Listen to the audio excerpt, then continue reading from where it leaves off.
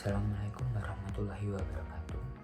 Perkenalkan, nama saya Ahmad Sipul Huda dari kelas 3 MRK 4. Di sini saya akan menjelaskan terkait siklus hidup dalam suatu proyek konstruksi.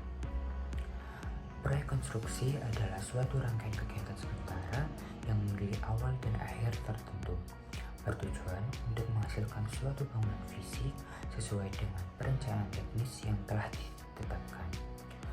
Proyek ini melibatkan berbagai sumber daya seperti tenaga kerja, material, alat, biaya, dan waktu untuk membangun suatu hasil akhir yang bersifat tetap, seperti pembangunan gedung, jalan, jembatan, dan sebagainya.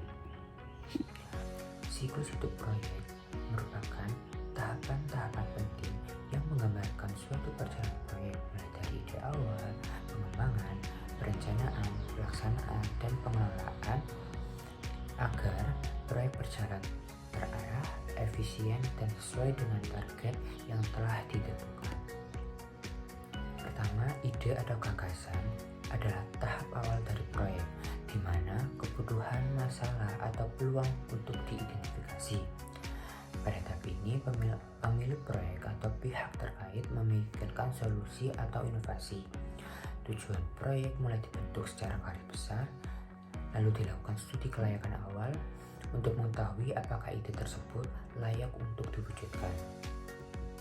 Lalu perencanaan. Perencanaan merupakan tahapan penting dalam menentukan strategi proyek. Di tahap ini dilakukan penyusunan dokumen teknis seperti gambar desain, spesifikasi pekerjaan, RAP, jadwal proyek, serta analisis risiko. Selain itu, semua perizinan, persetujuan, dan strategi pelaksanaan juga dirancang pada tahap ini. Hasil akhir dari perencanaan berupa dokumen rencana lengkap dan siap dijadikan acuan saat pelaksanaan. Lalu selanjutnya pengembangan. Tahap pengembangan merupakan tahap persiapan sebelum proyek dimulai secara fisik. Aktivitas dalam tahap ini mencakup proses pengadaan jasa konstruksi, pengadaan material, penyusunan dan penandatanganan kontrak kerja, serta persiapan lokasi kerja atau lokasi proyek. Tahap ini menjadi jembatan antara perencanaan dan pelaksanaan guna memastikan bahwa semua aspek telah siap untuk direalisasikan. Selanjutnya adalah tahap pelaksanaan. Tahap di mana proyek mulai dibangun sesuai dengan rencana teknis yang telah disusun sebelumnya. Pada tahap ini dilakukan kegiatan berupa yang pertama, melakukan pekerjaan konstruksi di lapangan, meliputi struktur, arsitektur, MEP, dan lainnya.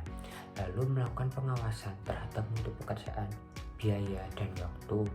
Dilakukan untuk memastikan bahwa kualitas pekerjaan sesuai standar, biaya sesuai anggaran, serta waktu sesuai dengan jadwal.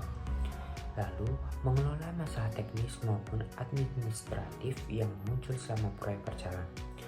Tahap ini biasanya melibatkan banyak pihak seperti kontraktor, pengawas lapangan, dan manajemen proyek. Dan yang terakhir adalah tahap pengelolaan. Setelah proyek selesai dibangun, tahap pengelolaan dilakukan untuk memastikan hasil dari proyek dapat dimanfaatkan secara optimal. Kegiatan pada tahap ini meliputi serah terima proyek kepada pemilik, pemeliharaan rutin dan perbaikan jika diperlukan, lalu mengevaluasi kinerja proyek dengan mengevaluasi biaya, mutu, waktu, dan manfaatnya. Tahapan ini sangat penting untuk menjamin keberlanjutan dan fungsi jangka panjang dari proyek tersebut.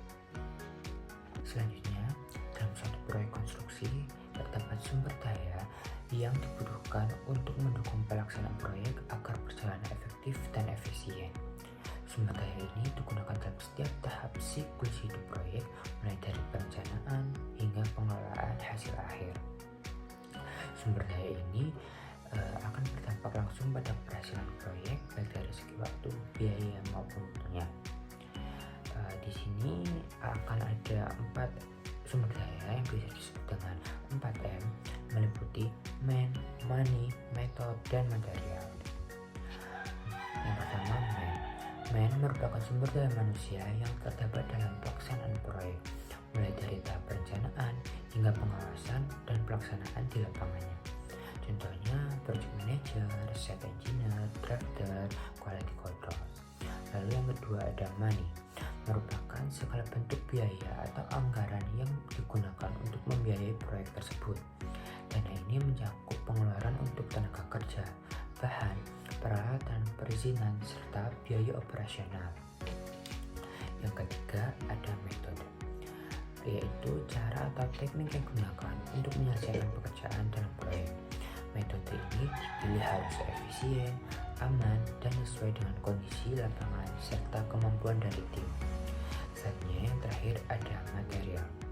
Semua bahan yang digunakan untuk membangun proyek secara fisik. Material harus sesuai dengan spesifikasi teknis, tersedia tepat waktu, dan berkualitas yang baik, seperti semen, pasir, kerikil, dan lain sebagainya. Di proyek konstruksi terdapat 3 constraint yang saling mempengaruhi. Perubahan pada suatu aspek akan berdampak pada kedua aspek lainnya.